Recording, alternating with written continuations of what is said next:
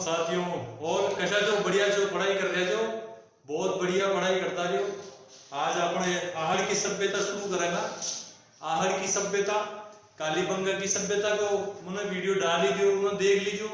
हर परीक्षा में काम आओ, रीट को दो, चाहे पुलिस को दो, पटवार को दो, कशो भी एग्जाम दो, हर एग्जाम में काम आओ। सभ्यता से राजस्थान की हर एग्जाम में क्वेश्चन देखने को मिले से, तो आप लोग बढ़िया पढ़ दो और याद भी रख दो। और साथ ही साथ एक कॉपी पेन ढेर भी पेड भी करो दादा भाई आओ, तो साथ के साथ लिख भी सको।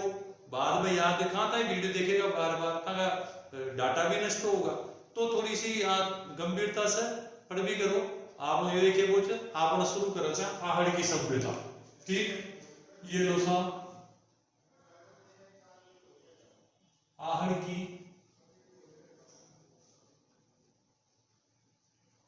सभ्यता, या लो साहब आहड़ की सभ्यता।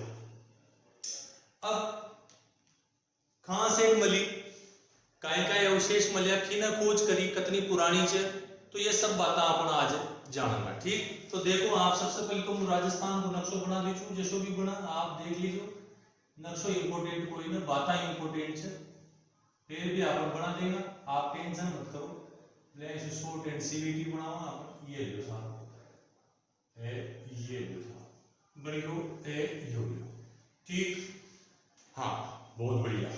देखो आप अब सबसे पहले तो हिंदी में बोलूंगा कभी कभी, तो सबसे पहले तो ये देखते हैं कि आहड़ की सभ्यता कहां पर है। राजस्थान की सभ्यता के अंतर्गत टॉपिक है, तो ये देखते हैं कि राजस्थान में कहां पर है। तो यहां पर आप देखते हो ये उदयपुर जिला, उदयपुर शहर की बात नहीं कर रहा, पूरे उदयपुर जिले की बात कर रहा हूं। ठीक, यहां पर उदयपुर शहर है। ठीक, और इस उदयपुर शहर के पास में 6 किलोमीटर के दूर में आहड़ की सभ्यता विकसित हुई थी। मतलब स्थान अपन क्या दे सकते हैं इसका, ये लो स्थान। ठीक, स्थान आगे बात समझ में, वर्तमान में ये कहां पर है। ठीक, फिर आगे बात करना अपन नदी। भाई आपने जाना था प्रत्येक सभ्यता कसी न कसी नदी के किनारे विकसित हुई है, तो आहड़ की सभ्यता कसी नदी के किनारे विकसित हुई, या भी आपने देखना। ठीक, की का बाद आपने देखना खोज करता, तो भाई आहड़ की सभ्यता की खोज किने की खोज। ठीक, एक बात खोज करवा के बाद उत्खनन किने करियो, वह भी आपने देखना। ये लो साहब उत्खनन, बहुत बढ़िया, ये उत्खनन बना। उत्खनन में टाइम थोड़ी हो जाए, तो उत्खनन देखना। फिर यहाँ पे देखना कि आहड़ की सभ्यता आज से कितनी साल पुरानी सभ्यता है, तो प्राचीनता देख लेंगे इसकी, अपन हिंदी में लिख देता हूं मैं प्राचीनता। ठीक, ये लो। फिर अपन अवशेषों की बात बाद में करेगा, एक एक कर सारा अवशेष पढ़ेगा। ठीक, प्राचीनता। फिर एक बाद का उपनाम भी देखेगा अपन, ये लो साहब उपनाम। एक तो चैनल ना सब्सक्राइब भी कर लेवा करो, क्योंकि मैं बार बार के वो मन बढ़िया न लगे। आप सब्सक्राइब कर लियो, अपना मित्रताएं शेयर कर दियो, ताकि यार वो भी पढ़ ले यार। बगड़ो सब्सक्राइब को बटन तो दबाना होता ना यार, तो मैंने बार बार के वो देखो बढ़िया न लगे। लाइक करो या मत करो, पर सब्सक्राइब जरूर करो। क्वेश्चन को जो वीडियो तो बढ़िया बनाओ। तो देखो आप स्थान क्या है, स्थान वर्तमान में ये उदयपुर जिले में है, और उदयपुर से ये लगभग 6-7 किलोमीटर दूर है। ठीक, नदी देखो आप, नदी कौन सी नदी के किनारे विकसित हुई, ये नदी है आयड़ नदी। आयड़ नदी। अब गुरुजी आयड़ नदी कहां पर है, कहां से निकलती है, कहां जाती है, तो देखो इधर आप, मैं जूम करके आपको बता रहा हूं। आपके पास जूम करवा की भी व्यवस्था है, देखो आप बनाओ पे जूम कर देगा। तो ये आपकी पहाड़ियां हैं, ये लो साहब उदयपुर जिले में अरावली की पहाड़ियां हैं। इन पहाड़ियों को स्थानीय नाम क्या दिया है, गोगुंदा की पहाड़ियां। क्या नाम दिया है, गोगुंदा की। हाँ वही हल्दी घाटी वाली, हल्दी घाटी गोगुंदा और खमनोर की पहाड़ियों के बीच में है। हल्दी घाटी के युद्ध को अलबंदा युनि ने गोगुंदा का युद्ध कहा था, और खमनोर का युद्ध किसने कहा था? हल्दी घाटी के युद्ध को मुझे बताना आप कमेंट करके। ठीक, तो गोगुंदा की पहाड़ियां हैं, इन गोगुंदा की पहाड़ियों से एक नदी निकलती है, इस नदी का नाम है कौन सा? आयड़ नदी। कौन सी नदी? आयड़ नदी। ये आयड़ नदी कुछ दूर तक जाने के बाद एक झील में गिरती है। ठीक, एक झील में गिरती है और इस झील का नाम है उदयसागर झील। उदयसागर झील ये उदय सिंह जी ने बनवाई थी 1459 में। उदयसागर झील। ठीक, उदयसागर झील। यहां से ये नदी आयड़ नदी इस झील में गिर जाती है, फिर इसके बाद ये दोबारा फिर निकलती है और इसका नाम क्या हो जाता है? बेड़च नदी हो जाता है। क्या नाम हो जाता है? बेड़च नदी हो जाता है। बस ये बेड़च नदी आगे जाकर के किस में गिर जाती है? बनास नदी में जाकर के गिर जाती है और बनास नदी चंबल नदी में गिर जाती है।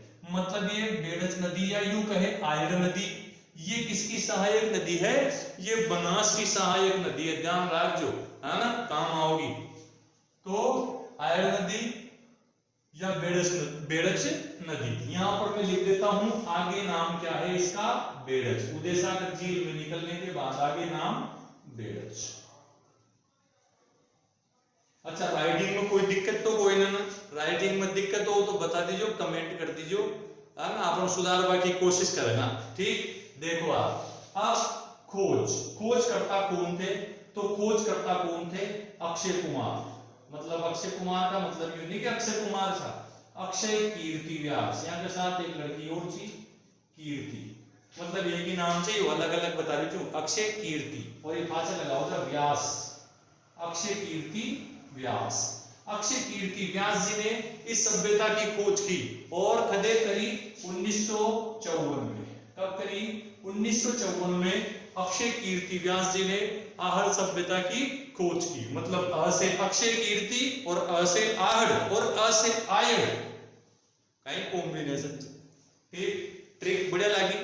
बढ़िया लगी हो तो बता दीजिए, कमेंट बॉक्स में कर दीजिए। ठीक ना, बढ़िया लगी हो तो कोई दिक्कत ही कोई ना, हमारी ट्रिक में वो पाची दे दीजिए।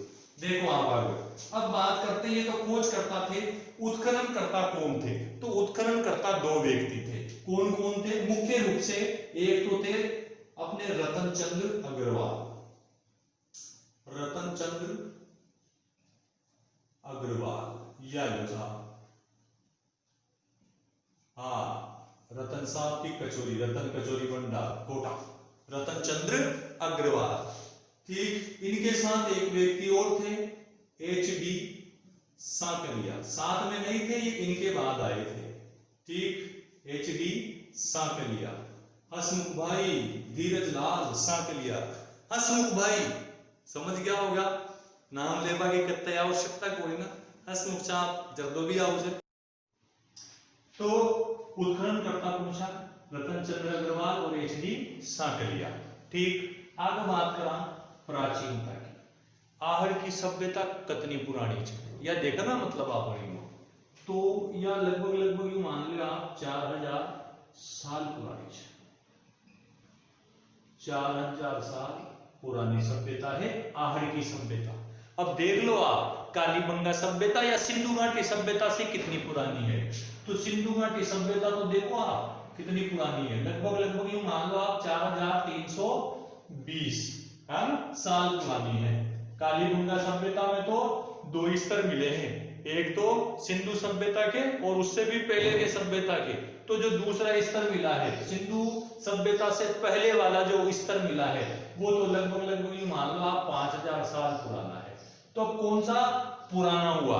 तो सिंधु घाटी सभ्यता पुरानी है, मतलब कालीबंगा सभ्यता पुरानी सभ्यता है। किसकी अपेक्षा? आहड़ की अपेक्षा। ठीक, तो आहड़ की सभ्यता 4000 साल पुरानी है। अब अपन ये देख लेते हैं कि किसने मतलब इसका टाइम पीरियड कितना माना है। तो कार्बन 14 पद्धति के आधार पर, कार्बन 14 पद्धति के आधार पर इसका जो कालक्रम है वो कहां से कहां तक कहलाता है? 2000 बीसी से। कहां से? 2000 बीसी से। और कहां तक का ठहरता है? 1200 बीसी तक। वही लगभग 4000 साल पुरानी सभ्यता हो गई। इसके अलावा अगर अपन यहाँ के बर्तनों के आधार पर देखें, किसके आधार पर देखें? बर्तनों के आधार पर देखें, तो जो बर्तनों के आधार पर है तो उसका टाइम पीरियड है, हाँ? बर्तनों के आधार पर अगर अपन देखें तो 2000 से 1000 ईसा पूर्व, सॉरी, हाँ, 2000 ईसा पूर्व से 1000 ईसा पूर्व तक की सभ्यता है। लेकिन गोपीनाथ शर्मा ने भी इसका टाइम पीरियड माना है, तो मैं यहां पर लिख देता हूं गोपीनाथ शर्मा के अनुसार। तो गोपीनाथ शर्मा के अनुसार इसका जो टाइम पीरियड है वो क्या माना है? 1900 से। कब से? 1900 से, 1900 बीसी से और 1200 बीसी तक माना है। ठीक, तो लगभग लगभग वही हो गया, 4000 साल पुरानी सभ्यता है। तो आप इन चक्रों में मत पड़ना, ये तो मैंने आपको बता दी है, ठीक है। लेकिन आपको इतना सा ध्यान में रखना कि ये 4000 साल वर्ष पुरानी है और किसकी अपेक्षा?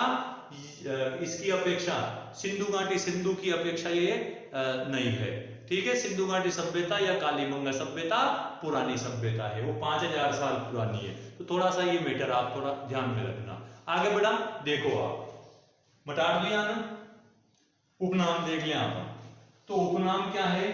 तो सबसे पहले तो इसका उपनाम मिलता है ताम्रवती नगरी। क्या नाम मिलता है? ताम्रवती नगरी। ये लो साहब, ताम्रवती नगरी इसका नाम मिलता है। ये किसमें मिलता है? प्राचीन शिलालेखों में। यहां से जो शिलालेख मिले हैं उसमें इस जगह का क्या नाम है? ताम्रवती नगरी। ठीक, आगे अपन बात करें तो इसका नाम आघाटपुर की सभ्यता भी मिलता है। आघाटपुर की सभ्यता, आघाटपुर की सभ्यता भी इसका नाम मिलता है। ये कब मिलता है? ये 10वीं और 11वीं शताब्दी में। 10वीं और 11वीं शताब्दी में नाम क्या है इसका? आघाटपुर है। वर्तमान में इसको फिर स्थानीय नाम क्या कहा जाता है? धूलकोट की सभ्यता भी कहा जाता है। धूलकोट की सभ्यता भी कहा जाता है। ठीक, धूलकोट की सभ्यता भी कहा जाता है। एक नाम और आप और ध्यान में रखना, मृतकों के किलों वाली सभ्यता। ठीक, मृतकों के किलों वाली सभ्यता भी इसका नाम मिलता है, क्योंकि यहाँ पर कब्रें वगैरह मिलती है, आभूषणों के साथ दफनाते थे उनको, तो उस हिसाब से इसको मृतकों के किलों वाली सभ्यता भी कहा जाता है। बाकी मिटा देता हूं मैं, आप स्क्रीनशॉट ले लो अगर लेना चाहो तो। ठीक, ये लो साहब।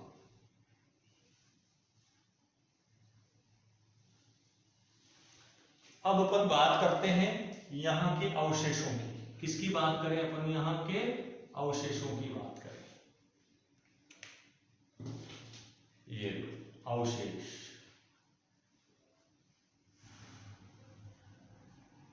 अवशेष की बात करें, कौन कौन से अवशेष मिले हैं?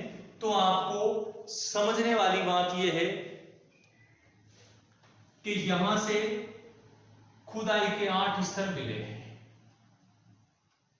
खुदाई के 8 स्तर मिले हैं। अब यह देख लेता, मतलब 8 स्तर मिले हैं। कालीबंगा में 2 मिले थे, यहां पे खुदाई के 8 स्तर मिले, एक के नीचे एक के नीचे एक स्तर मिला है। ठीक है, तीसरे, है ना, तो जो तीसरा स्तर है, क्या है? तीसरा स्तर है, वो वहां पर मिले हैं स्फटिक पत्थर। स्फटिक पत्थर के आभूषण मिले हैं। स्फटिक पत्थर के आभूषण मिले हैं। ठीक, आभूषण मिले हैं। चौथे स्तर पर क्या मिला है? ठीक, चौथे स्तर पर मिला है यहाँ पे तांबे की कुल्हाड़ी। तांबे की कुल्हाड़ी मिली है। कुल्हाड़ी, आप ध्यान में रखना, कि खुदाई के कितने स्तर हैं? 8 स्तर। आ से 8 और आ से आहड़, आ से आयड़ और अ से अक्षय कीर्ति व्यास। ध्यान में रखना, ठीक है। मिटा देता हूं मैं इनको। अब देखो आप और कौन कौन से अवशेष मिले, ठीक। तो यहां पर सबसे पहली बात तो यह है आहड़ सभ्यता में। अब ये देखते हैं कि आहड़ सभ्यता में और कौन कौन से अवशेष मिले हैं। भाई माने भी तो देखनी पड़ेगा, क्योंकि क्वेश्चन यहां से तो जो छोटा एग्जाम से तो यहां से क्वेश्चन आ जाओ जो ऊपरी ऊपरी परिचय में से क्वेश्चन आ जाओ से, लेकिन अगर वो डीपली पूछे जाए ना तो फिर अवशेषों में से क्वेश्चन पूछे जाए तो अपन को डीपली भी पढ़ना है। अब ये देखते हैं कि क्या क्या अवशेष मिले हैं। तो देखना यहां पर इसका नाम ताम्रवती नगरी भी मिलता है। इसका मतलब ये था कि यहां पर है ना तांबा गलाने की अर्धचंद्राकार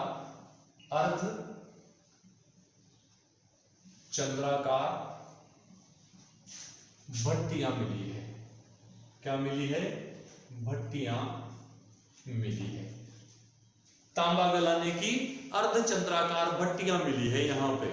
ये क्या करती, यहाँ पर तांबे की खाने भी थी। हालांकि ताम्रवती सभ्यताओं की जननी किसको कहा जाता है?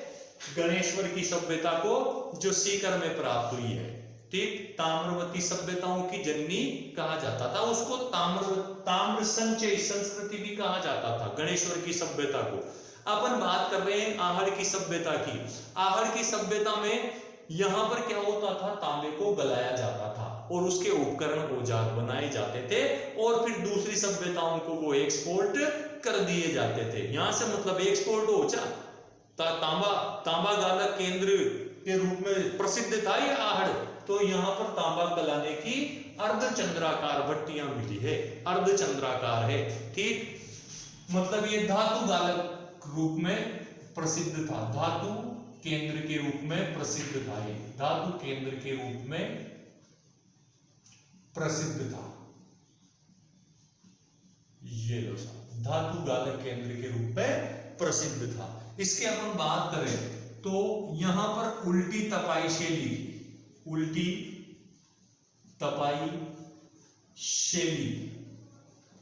के लाल काले मृदभांड मिले हैं। मिट्टी के भांडे मिले हैं, मटके मिले हैं, मृदभांड मिले हैं। उल्टी तपाई शैली के हैं, जो एक तरफ से तो लाल हैं और एक तरफ से काले हैं। अगर मटकों को अपन सीधा पकाते हैं तो उनमें क्या होता है? अंदर भी लाल होते हैं और बाहर भी लाल होते हैं। लेकिन होता क्या है, जब उनको अपन उल्टा पकाते हैं तो वो एक तरफ तो पके हुए हो जाते हैं और एक तरफ बिना पके हुए हो जाते हैं। तो लाल और काले मृदभांड आहड़ से प्राप्त हुए हैं। मतलब अगला अवशेष अब आप देखना, यहां से अन्न भंडार के बड़े बड़े कोठे मिले हैं। अन्न भंडार के लिए क्या मिले हैं? मृद पात्र मिले हैं। मृद पात्र मिले हैं।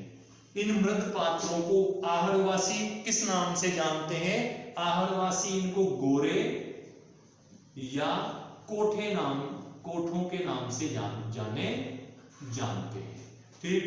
अन्न भंडार प्राप्त हुए हैं, अन्न भंडार के लिए मृद पात्र प्राप्त हुए हैं, जिनको गोरे या कोठे कहा जाता है। आगे बात ध्यान से समझ। आप कॉपी पेन लेर भी करो और तुरंत ही उन्हें लिख लेवा करो, हाँ ना। फिर मोबाइल पे ज्यादा मत लागवा करो और फिर कॉपी से पढ़ भी करो, ठीक। देखो आप आगे और क्या विशेषता है यहाँ की, तो यहाँ पे देखो आप आहड़वासी मृतकों को आभूषणों के साथ दफनाते थे। ये लो साहब, आभूषणों के साथ दफनाते थे।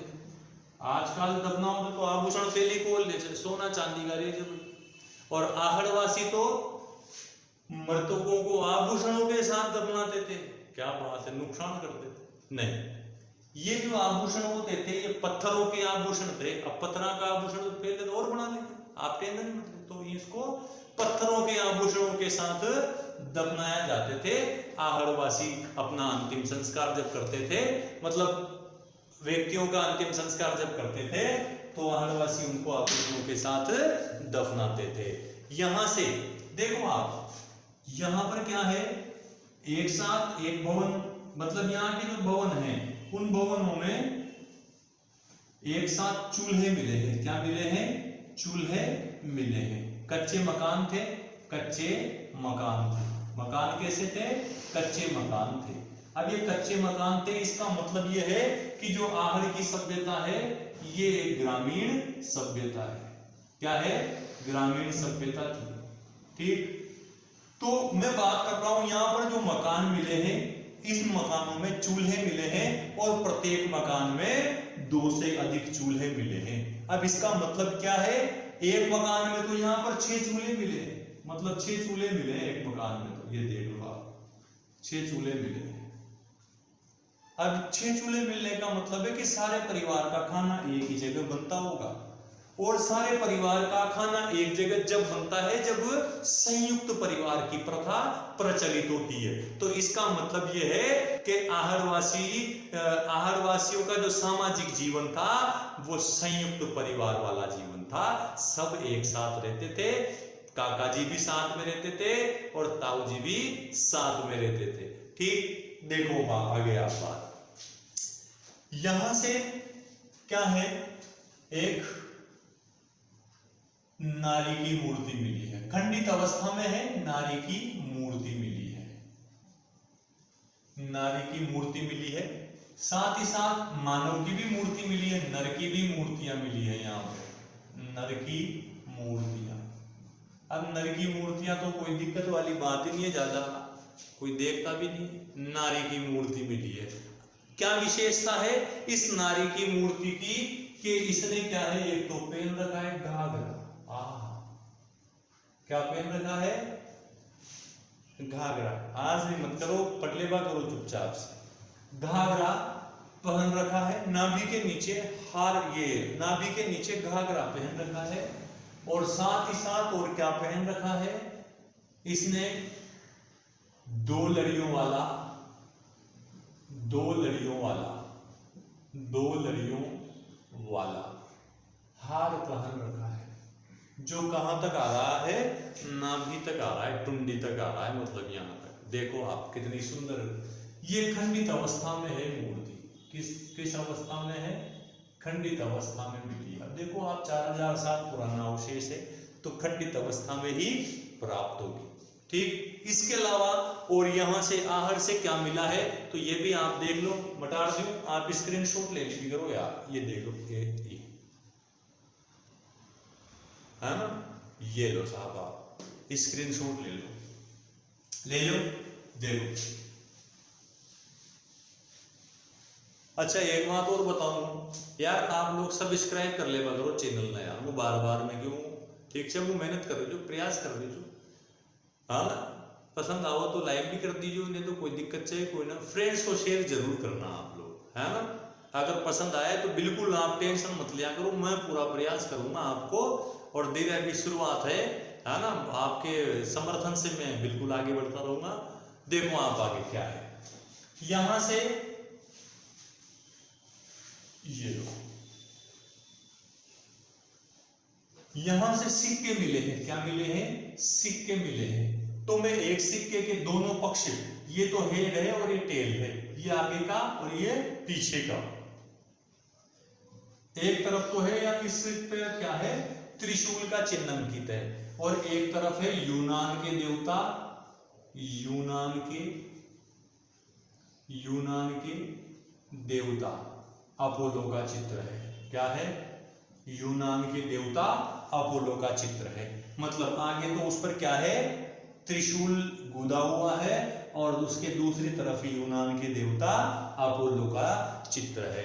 एक क्वेश्चन है आपके लिए, यूनान की देवी का क्या नाम है? यूनान की देवी का क्या नाम है? तो आप कमेंट करके मुझे बता दो, है ना, यूनान की देवी का क्या नाम है। ठीक, आगे अपन बात करें तो अब यहां से और क्या क्या मिला, इसको मिटा देखो आप, यहीं पे लिख देता हूं मैं। यहां से एक तो मिली है अन्न पीसने की चक्की, अन्न पीसने की चक्की मिली है। अन्न पीसते थे भाई साहब, हाँ अन्न। अब ये चावल से परिचित थे, हाँ ना, गेहूं खाते तो सब थे, गेहूं भी तो होता था, ज्वार बाजरा सब होते थे। लेकिन क्वेश्चन आया हुआ है कि आहारवासी, हाँ ना, विशेष रूप से किससे परिचित थे, तो चावल की खेती से भी ये परिचित थे, मतलब ये चावल अन्न से भी परिचित थे।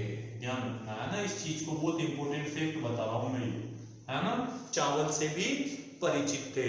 इसके अलावा यहां पर मिली है पत्थर के आभूषण, हाँ यहां पर क्या मिले हैं, पत्थर के आभूषण मिले हैं। ये लो साहब, पत्थर की भी कीमत हुआ करती थी, हाँ पत्थर के आभूषण। इसका मतलब यूं नहीं है कि मतलब ये बड़े बड़े पत्थर लटका लेते होंगे, बाटे लटका लेते होंगे, नहीं, तराशे हुए पत्थर, जैसे हीरा मोती, ये भी तो पत्थर ही है। तो ये पत्थर जो विशेष रंग के होते थे, तो उन पत्थरों के ये आभूषण बना करके पहना करते थे। आगे अपन बात कर रहे हैं, और यहां से क्या मिला है, यहां से मिला है कुल्हाड़ी मिली है, ताम्र कुल्हाड़ी, अपन ने बात करी ली, ठीक, ताम्र की कुल्हाड़ी मिली है, ताम्र की कुल्हाड़ी यहां से मिली है, ठीक। और यहां पर बिना हत्थे का जलपात्र मिला है, मतलब ऐसा एक जलपात्र मिला है, ये साहब ऐसा। अब आपन के जो जलपात्र होता है उसके तो यहां पर हत्था होता है, ठीक, लेकिन आहर से जो जलपात्र मिला है उसका, उसमें कोई हत्था नहीं है, ठीक। और ऐसा का ऐसा ही एक जलपात्र मिला है, कहां पर, ईरान में, कहां पर, ईरान में एक जलपात्र मिला है, ऐसा की ऐसा, है ना, बिना हत्थे वाला।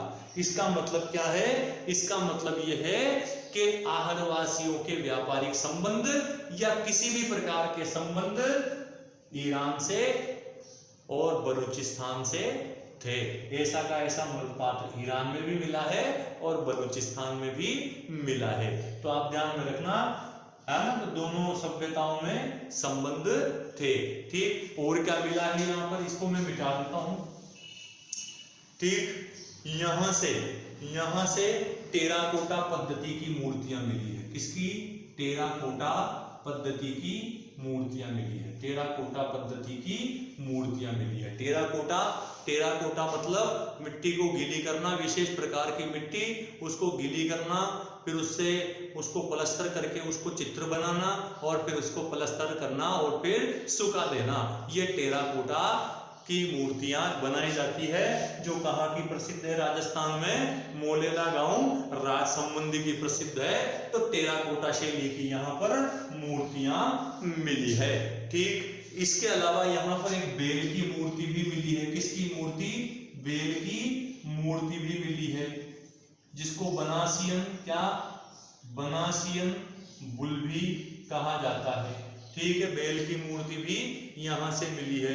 रंगाई छपाई के ठप्पे लगाने की कला से परिचित थे, रंगाई छपाई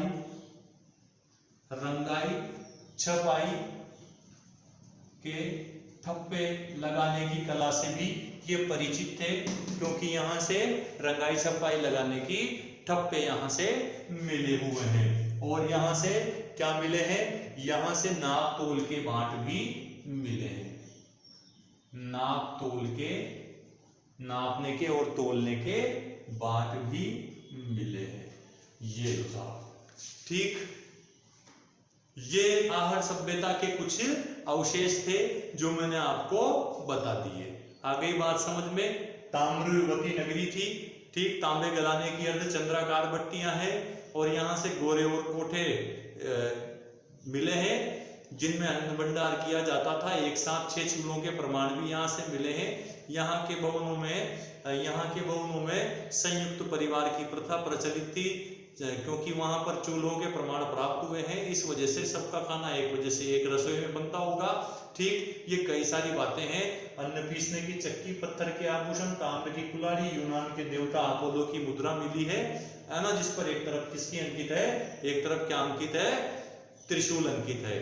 ठीक, टेराकोटा पद्धति की यहाँ से मूर्तियां मिली है, बेल की मूर्ति मिली है, रंगाई सफाई के ठप्पे यहाँ से मिले हैं, और यहाँ से लगभग 40 तांबे की खाने प्राप्त हुई है, 40 तांबे की खाने प्राप्त हुई है। ठीक।